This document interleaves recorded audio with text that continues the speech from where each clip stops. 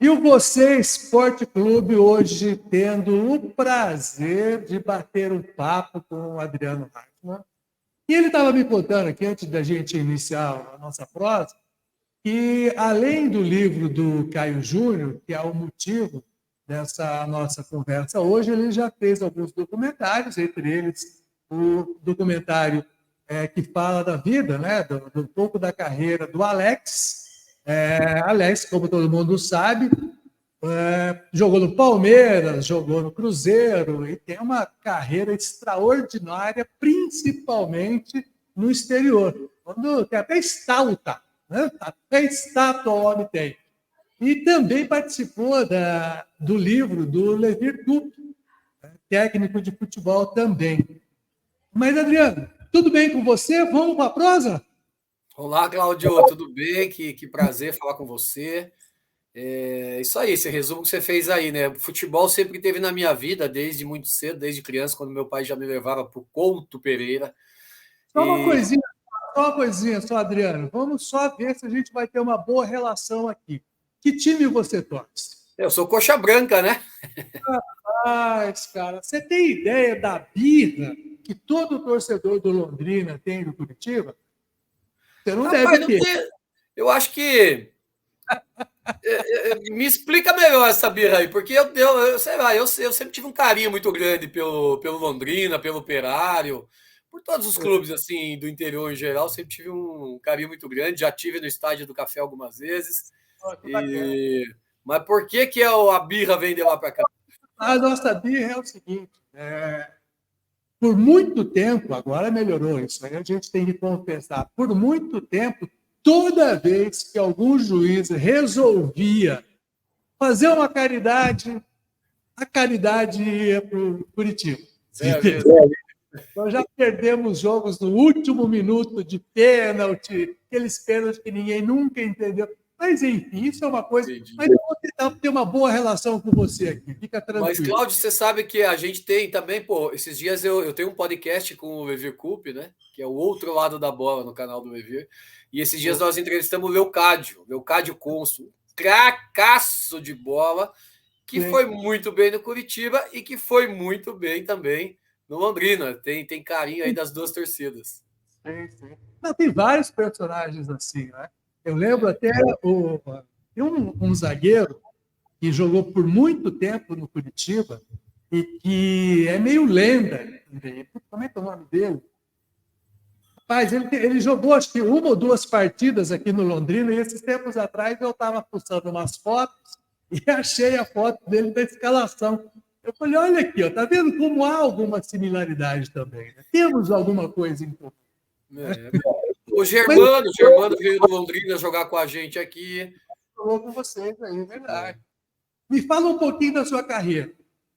Então, eu fiz faculdade, apesar de ser de Curitiba, eu fui fazer jornalismo em Ponta Grossa. E lá me formei, voltei para cá e iniciei na carreira. Fica tranquilo, tá? A gente distribui os nossos olhos. Pode ficar tranquilo. A gente não, o atual adversário que a gente olha assim fala, vou torcer contra. É o Operário. Mas então, nossa. E aí acabei voltando para Curitiba, onde eu iniciei a carreira no jornalismo esportivo, né? Passei pela Gazeta do Povo, pelo Jornal do Estado, que hoje é o Bem Paraná, e fui contratado ainda cedo pelo Curitiba para ser assessor de imprensa. Então, durante uns 14, 15 anos, eu ia no Curitiba, voltava. Eu também trabalhei na Secretaria de Esporte muito tempo, fiz muitos jogos aí em Londrina. Tem um grande amigo aí que é o Madureira, do Taekwondo, vereador, por conta também do esporte. E então sempre foi atuando nessa área, né? E aí depois eu comecei a produzir algumas coisas. Então eu tive em Atenas, na Olimpíada, produzi um documentário sobre os paranaenses que lá estavam, inclusive as meninas da ginástica rítmica aí de Londrina. Tive na Paralimpíada do Rio de Janeiro também produzi um documentário junto com o Beto Pacheco. E aí produzi esse documentário do Alex, né? Quando o Alex voltou da Turquia para cá, eu sabia de toda a idolatria do povo turco por ele, então resolvi mostrar esses últimos 2 anos de carreira dele. Filmamos ele, todos os bastidores, os jogos, tudo. Levamos ele para a Turquia depois de fazer cenas lá, imagens lá, que foi bem legal. E o filme está disponível na Amazon, tanto aqui no Brasil quanto em 55 países de língua inglesa. E eu sempre tive também, desde 2003, eu tive uma assessoria de imprensa, uma empresa de assessoria de imprensa. Então, desde lá eu trabalho com o Fernando Praz, Levir Coupe, e vários outros que passaram pelo meu trabalho. E um deles foi o Caio Júnior, que em 2003 ele assumiu o Cianorte no final do ano, para montar o time para 2004, e ali eu comecei esse trabalho com ele. Eu pegava um ônibus aqui em Curitiba, ia até Cianorte, passar o final de semana, ajudar a montar a preleção. Então foi muito legal. E a estreia dele no Cianorte é um jogo contra o Londrina, aí no Estádio do Café, em que o Cianorte ganha de 3-0 do Londrina. Então ele já começou. Esse tipo de recordação, tá? Deixar bem claro isso. Esses jogos assim, eu não gosto. Eles põem uma prateleira assim, não deixa quieto, porque isso não é bom lembrar. Mas no ano seguinte, o Londrina ganha do Cianorte nas quartas de final. O Cianorte, no ano de 2005, no Paranaense. Né? Que daí também o Cianorte já está envolvido com a Copa do Brasil. Ele ganha do Corinthians o primeiro jogo de 3-0 no Willie Davis, em Maringá. E aí, antes do segundo jogo, tem esse confronto com o Londrina, né? Pelas quartas de final da Copa do Brasil. Sim. Então, essa vitória com o Caio, ela começou aí em 2003 e se estendeu até dias antes, né? Do trágico acidente lá. E o Caio sempre teve um sonho de ter um livro e a gente vinha trabalhando com essa ideia. Eu já tinha feito algumas entrevistas, ele tinha alguma coisa que ele mesmo escrevia, alguns manuscritos. E aí, durante a pandemia, eu resolvi mergulhar de cabeça nesse projeto. E aí passei 3 anos produzindo, entrevistando, fiz quase 200 entrevistas. Entrevistei o pessoal aí de Londrina também. Então foi bem bacana assim, o trabalho. E agora, esses dias, o dia que eu peguei o livro assim, ó, na gráfica, em mãos, parecia que estava nascendo o filho, sabe? Quando você vai na maternidade, lá que nasce pequeno, o médico te entrega ele. Foi muito parecido, porque eu senti que eu estava dando vida novamente para o meu amigo, sabe? Ele estava renascendo. E agora a história dele de vida, de jogador, de treinador, a história pessoal, que é muito bonita, de superação, tudo isso está disponível na literatura do futebol brasileiro, né? Então, seja quantos anos for daqui em diante, sempre vai ter alguém lembrando disso. Porque o Brasil ele ainda tem pouquíssima literatura, né, relacionada ao futebol e aos personagens do futebol. Né? É verdade, é raro mesmo. É raro, eu acho que é importante a gente estimular isso, poder contar essas histórias. E o livro, além de contar as histórias, eu tenho uma ajuda muito importante de um dos filhos do Caio, que é o Matheus, que ele pega todos os esquemas táticos dos clubes por quais o Caio passou e detalha, né? Jogava assim, essa era a estratégia e tal. Então foi um conteúdo bem bacana. Porque o que a gente percebe, e uma vez eu estava até vendo uma entrevista do Abel, né, do Palmeiras, e ele falava uma coisa que me chamou a atenção, que eu nunca tinha prestado muita atenção, que ele diz o seguinte: o Brasil é multicampeão, né, tem treinadores excelentes, mas não se tem uma literatura mostrando como esses técnicos trabalhavam, né? Para você ver a evolução, como é que eram as estratégias. E você, tendo isso num livro como esse que você escreveu, é uma visão de um treinador que era muito moderno. Né? Eu lembro muito que quando ele veio para o Londrina, era ainda início de carreira dele, né? Mas ele mudou muita coisa. Assim, as pessoas ficavam olhando assim, porque ainda pouco antes, né, dessa passagem do Caio, a gente ainda via muito treinador que ficava só na beira do campo, berrando, né? Vai, pega, pega, pega. E era essa a estratégia, né? Ficar berrando do lado do campo. Eu lembro de um caso aqui em Londrina, uma vez eu estava conversando, eu trabalhei muito tempo na Folha de Londrina, editor de esporte, aquela coisa toda, e um período eu fui setorista, né? E eu conversando com um jogador, eu falei, como é que é a preleção do fulano de tal? Aí ele virou para mim meio, ele chega no vestiário, ele chuta qualquer balde que tiver na frente, dá uns berros, diz que a gente tem que ganhar porque a gente precisa dos 3 pontos, dura 2 minutos, sai e vai embora. E aí, quer dizer, esse cara fica numa roubada quando entra em campo. Ninguém sabe exatamente o que vai fazer. E o Caio já tinha uma característica de mais estrategista, né, de posicionamento. É isso mais ou menos que você... O Caio se preparava muito para os jogos, sabe? E o Caio, é isso que você falou, ele parece sempre um pouco à frente. O exemplo em 2003, um treinador do Cianorte tem um assessor de imprensa pessoal. Já era um diferencial. E com a caminhada dele, daqui a pouco ele já tem um analista de desempenho pessoal, coisa que hoje é comum, mas não era, né, na época que ele... Então ele foi, à medida que o tempo foi passando, ele foi aglutinando mais gente, foi ampliando a comissão técnica dele, teve trabalho de psicólogo fundamental, teve trabalho de coach, o Evandro Mota. Quando ele estava no Japão, o Evandro Mota, ele preparava a preleção por Skype com o Evandro Mota aqui no Brasil. Então, são várias situações assim. Então, ele preparava muito o time, e no Japão também ele aprendeu muito com as reuniões pós-jogo que ele fazia com a comissão técnica, e ele foi trazendo isso para a carreira dele. Então, você veja, ele aliava esse conhecimento, ele preparava os jogadores para aquela situação de jogo de uma forma muito detalhada, e ele trazia um elemento extra, que era esse motivacional. E eu vou te dar um exemplo. Num jogo em Cianorte, importantíssimo, contra o Ceni, que é o jogo que antecede ao jogo contra o Corinthians da Copa do Brasil de 2005. Ele termina a preleção, entra na sala, uma série de pessoas assim, aleatórias, e ele, na frente dos jogadores, ele começa a perguntar: a senhora faz o quê da vida? Ela fala: eu trabalho na lavanderia, eu lavo os uniformes do Cianorte. E o senhor faz o quê? Eu sou pipoqueiro, só sei vender pipoca. E para o senhor ganhar dinheiro, vender pipoca, o que tem que acontecer? Pô, o Cianorte tem que ganhar, porque tem que vir gente para o estádio, e eu vou ter dinheiro para poder comer, dar de comer para minha família. Então, dessa forma, ele tocava os jogadores também. Não estava correndo só para eles, mas para toda uma comunidade ali.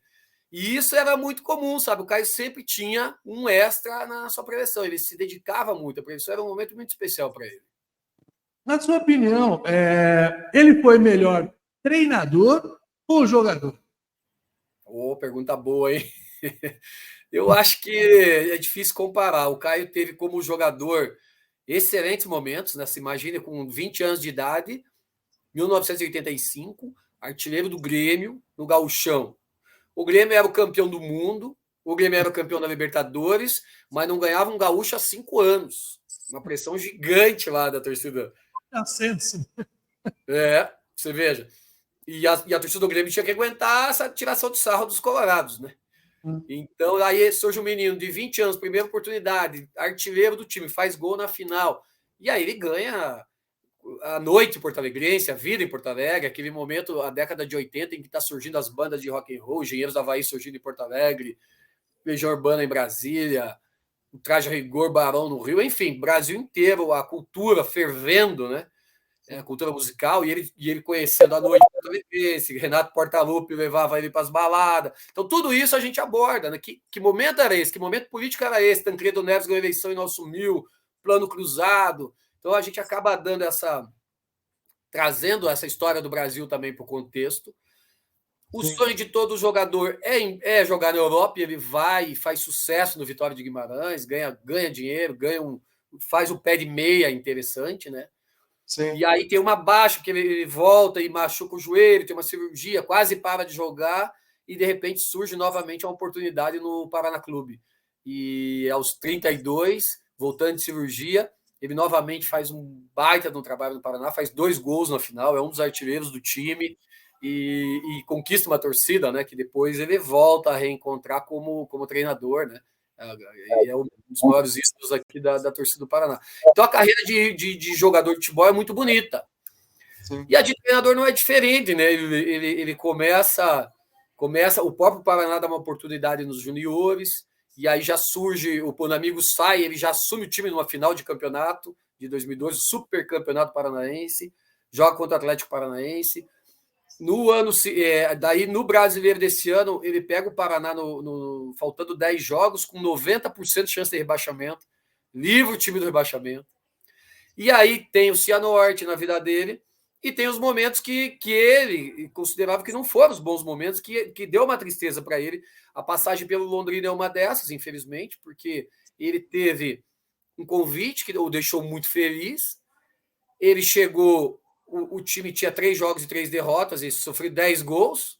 Então ele tenta organizar aquela zaga, ele traz o Edinho Baiano para o time, o Pingo. Quando ele começa a organizar, que ele vê, bom, agora vai. Agora, e esses reforços nem tinham estreado ainda. Sim.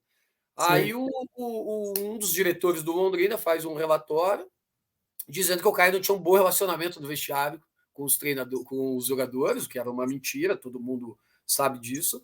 E o Lico, que era o supervisor, que não, como não passou por ele a contratação do Caio, ele tinha um pé atrás. E o Lico assume como treinador do Londrina, né? E o Londrina acaba sendo rebaixado esse ano.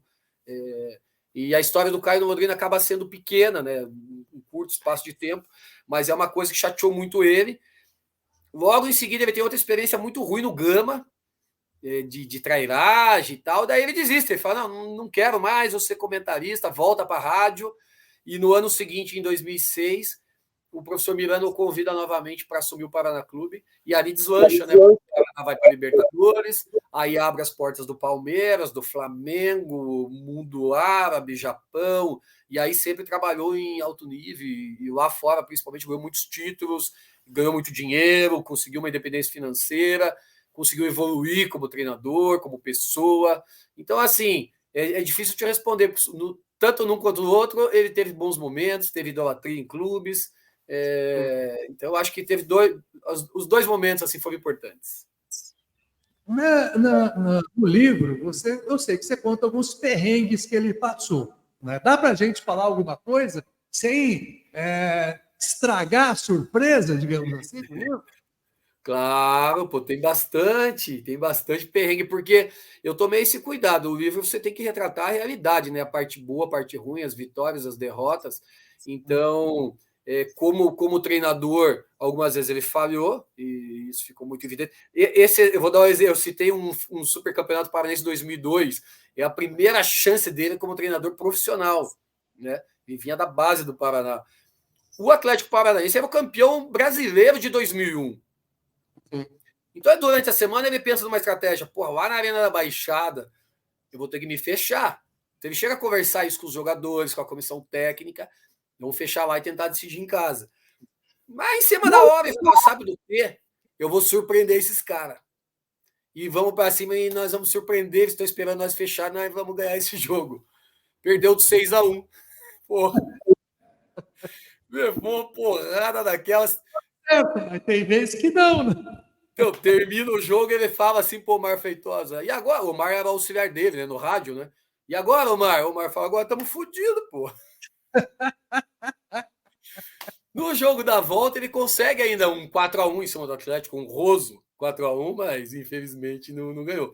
Então, isso eu digo que é um perrengue, e a gente tem que mostrar as realidades.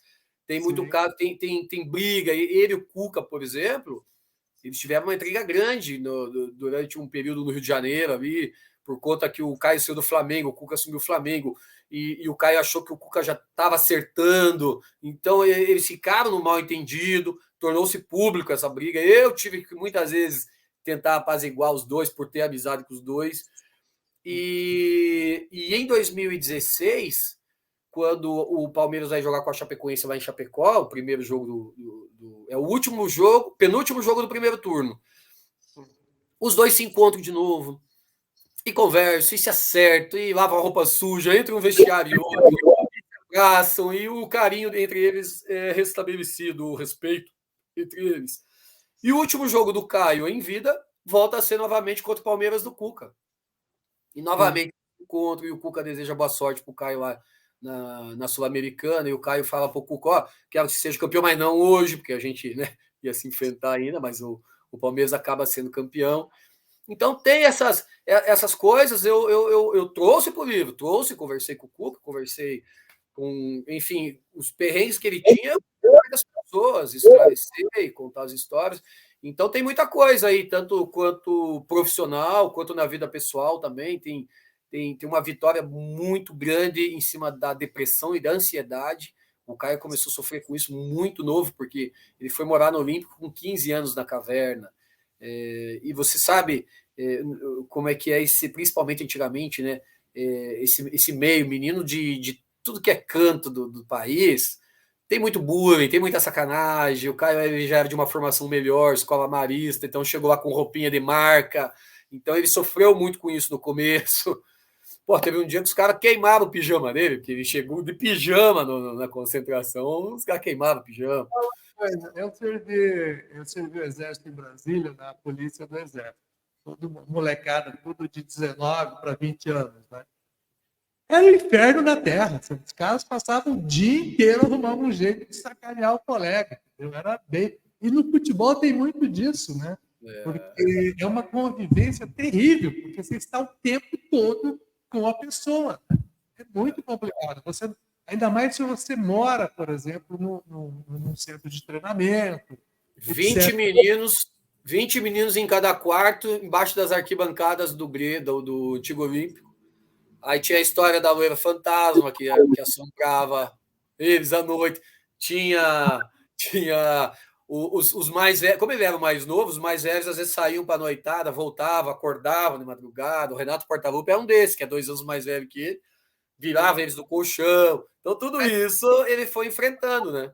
É um absurdo falar que o Renato Gaúcho saía para a noitada. E aí, durante a vida toda, assim, Claudio, ele lutou muito contra a depressão. Ele chegou a tomar 6 gotas de Rivotril para jogo no Maracanã, dirigindo o Flamengo. Imagina se isso sai na mídia na época. Nossa, isso. Me diga uma coisa, e no exterior... E será que hoje não tem essa realidade? Hoje que começou a se falar na depressão no esporte, né? Simone Biles, muito disso, em várias modalidades. Eu vi uma entrevista do Nilmar, né, que é aqui de Bandeirantes, aqui, perto daqui de Londrina, que passou por um processo de depressão violento. Né? Outro também, o próprio Pedrinho, que agora é presidente do Vasco, e vários outros jogadores, e é difícil, né? Porque o cara, toda semana, ele tem pelo menos 2 grandes decisões na vida dele. Todo jogo é uma decisão. Então, controlar o sistema emocional para enfrentar isso, porque a gente que é peladeiro acha que é tudo diversão, mas para quem tem isso como profissão, é um enrosco. Você imagina os relacionamentos de um treinador de futebol. A sua comissão técnica tem que trabalhar de acordo com o que você imagina.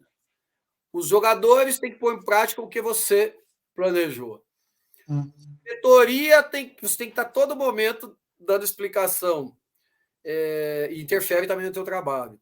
A própria imprensa, se o cara não é preparado, o cara sofre muito com crítica. O cara não sabe absorver. E a torcida, né? E hoje ainda tem rede social, então é uma loucura. Hoje, além de tudo, piorou, né? Era ruim e piorou bastante. Isso com a passagem dele pelo exterior, como é que foi? Teve algum também problema? Teve algum enrolo que ele teve que driblar? Como é que foi? Teve, claro. Ó. O Caio, a primeira oportunidade dele é no Japão, né? No Vissel Kobe. Então, claro, ele tinha um intérprete. Aí chegou lá, queria cortar o cabelo. Aí ligou pro intérprete, preciso cortar, mas eu quero cortar só um pouquinho. Daí, como é que eu faço ali? Eu quero ir sozinho ali, como é que eu faço? O cara, não, pouco é choto. Então você chega lá e fala, choto. Beleza. Foi cortar o cabelo, o cara deixou choto, deixou só um pouquinho. Cortou bem curtinho o cabelo dele, entende? E aí, pô, foi a época da carreira que ele teve o cabelo mais curtinho, porque problema com a língua, né? Parece e no Japão... Que tá parceiro aqui, o Edson Ferrancini, está ouvindo aí, Edson? Não, está passeando aqui por enquanto. Porque a gente tem um grupo do canal, né? Eu falei, olha, vou falar um bate-papo com o Adriano sobre o Caio Júnior. E esse cara é tarado por futebol, Palmeiras. Tomara que dê tempo dele. Tomara que ele possa entrar ainda. Ele não conseguiu. E aí, o que aconteceu com o cabelo dele? Não, o cabelo ficou, em vez de cortar pouco, ficou pouco o cabelo. Foi o choto. Ficou o cabelo bem curtinho. Mas no Japão, o Japão ele tem uma vida bem legal, ele é feliz lá. Só que no meio da temporada, rapaz, chega uma proposta para ir para o Catar. Sim. E aí, meu irmão, no Japão ele tinha um time mediano, 14º, 15º ali na tabela, e no Catar porra, o time contrata Juninho Pernambucano, tinha Fernandão, Araújo, e aí começa uma pressão e ele fica maluco, e agora vou, não vou, e aí fora isso, os caras, não, a gente paga a multa de $500 mil, a gente paga tanto por ela, é muita grana, né? Sim. E o cara acaba tomando essa decisão de ir para o Catar. Então, uma decisão que, de certa forma, acertada, porque no Catar ele ganha tudo, ele é feliz, ele disputa a Champions League, é muito bom para ele. Mas, de outro lado, no Japão ele nunca mais voltou. O Zico tentou levar ele para o Kashima Antlers 3 anos depois e os caras não aceitaram, sabe? Ficou desgastado. Tem muita restrição com isso. Né? Mas aí no Catar, ele ganhou tudo, foi feliz pra caramba. Daí ele ficou 2 temporadas no Algarrafa. Sempre que alguém ia visitar, eu fui, fiquei período lá com ele, mas sempre que algum brasileiro passava por lá, ele fazia questão de receber. Recebeu a seleção brasileira com o Mano Menezes. Ele até no manuscrito dele ele comenta uma passagem que ele está no Catar fazendo um jantar para a seleção brasileira, do qual o Mano Menezes é o treinador, e o Paulo Tuori também está lá porque ele era técnico de um dos times do Catar. Agora ele lembrou, em 1997, quando ele jogava no Guarani de Venâncio Aires, o Mano Menezes pediu para ele ajudar ele a conseguir estágio em algum lugar, com algum treinador de ponta. E o cara era muito amigo do Paulo Tuori e conseguiu esse estágio para o Mano. Então você veja, o Mano vai estagiar com o Paulo Tuori, o Mano, a pedido do Caio, e anos depois, tá o Mano técnico da seleção brasileira, o Paulo Tuori no jantar, o Caio Júnior no mesmo jantar, né? Então como é que é o futebol, né? Como é que o futebol tem essa coisa de passar rápido, né? E promover esses encontros, né? O Paulo Tuori era uma referência para o Caio, né? Sempre foi treinador dele em Portugal. Inclusive, na minha entrevista com o Paulo Tuori, eu pergunto para ele, Paulo, naquela época em que o Caio foi jogar lá, década de 80 e também ficou na década de 90, você pegava por temporada em Portugal, você tinha 5 brasileiros, às vezes 6 jogadores, então nem se fala, tinha time, Famaricão entrou a temporada de 87 com 14 brasileiros. E hoje a gente vê exatamente o contrário, né? Se naquela época os brasileiros iam treinar os times de Portugal, hoje são os portugueses que vêm para o Brasil. E eu fiz esse questionamento para o Paulo Tuori, por que isso? Quando que virou a chave? E aí ele me explicou que naquele período em Portugal, as universidades se abriram para o futebol. E aí começou a se discutir o futebol de forma antropológica, de forma filosófica, enfim, começou a estudar o futebol de uma forma mais profunda. Deixa eu pedir para a gente retomar, porque deu uma caída na internet aqui. Tá bom. Eu estou tentando retomar aqui. Tá bom, eu percebi daí que eu fiz. Eu falei, eu vou emendar umas histórias aqui, ó, para não. Só que deu uma caída aqui, eu não consegui gravar essa parte. Mas a gente estava falando da passagem dele pelo mundo árabe, né? Um timaço lá que tinha. E ele ganhou muitos títulos. Foi o melhor momento da carreira dele ou não? Os 2 momentos do mundo árabe, né? O primeiro no Catar, né, nesse período de 2010, 2011, e 9, 10, 11, e depois ele vai para o Shabat do Emirados Árabes também, 14, 15, e também ganha bastante títulos. São os 2 momentos assim de mais conquistas, né? E no mundo árabe tem uma história curiosa no Catar, que ele vira um grande anfitrião no mundo árabe. Todo mundo que passa por lá, Gabriel Pensador, cantor, vai para lá, Caio recebe, Zico passa lá, ele recebe. E ele resolve fazer um jantar para a seleção brasileira que foi jogar contra a Argentina em Doha, um amistoso. E nessa seleção o técnico é o Mano Menezes, que tinha sido técnico dele em 1997 no Guarani de Venâncio Aires. Sim. E nesse início de carreira, o Mano pede para o Caio uma certa oportunidade e conseguir para ele um estágio, um acompanhamento com algum treinador de ponta. O Caio liga para o Paulo Autuori, que tinha sido treinador dele, que sempre foi uma referência para ele, e fala: Paulo, pô, o amigo meu lá do Sul, o Mano Menezes, quer fazer um estágio e tal. E o Paulo recebe o Mano fica um período lá no Cruzeiro com o Paulo acompanhando. E nesse jantar, tá o Caio, o Paulo e o Mano. O Paulo é técnico de outro time do Catar, o Caio do Algarrafa e o Mano técnico da seleção brasileira. E ele fala: cara, você veja como o mundo volta, né? Uns anos atrás, o Mano pedindo estágio para o Paulo. Agora ele é o treinador da seleção brasileira. Eles todos juntos ali no Catar. Oh, que bacana. E vamos, só para não te tomar muito mais tempo, que eu sei que também você tem compromisso, precisa ganhar seu dinheiro, né? Não é todo mundo que é milionário. Veio a tragédia, essa comoção toda, né? Só para recordar, o Caio estava na delegação, que estava no avião da Chapecoense, que acabou caindo, eles iam disputar uma competição sul-americana e tal. E aí vocês tomaram essa decisão de fazer esse resgate. Como é que foi a tratativa do estudante? Você diz do resgate do livro? Ou Não, você, por exemplo, o livro veio após a tragédia, né? Sim. Sim, sim. Né? Daí o que acontece, Cláudio?